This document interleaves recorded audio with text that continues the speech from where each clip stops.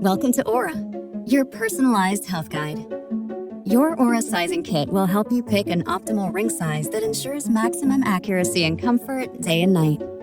For optimal performance and accuracy, avoid choosing a finger with a large knuckle.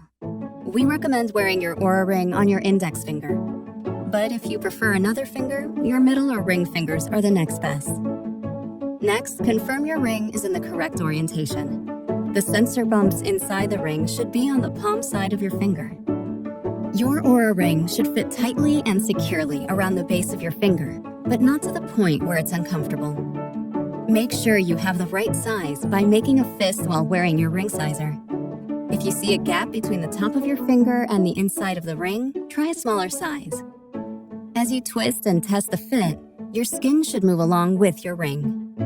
Your fingers expand and contract during the day based on your environment, so we recommend wearing your ring sizer throughout the day for at least 24 hours to confirm the best possible fit for accuracy. Your ring shouldn't rotate easily around your finger as you go about your daily activities or while you sleep. Don't forget to share your sizing kit with friends and family so they too can enjoy the benefits of Oura.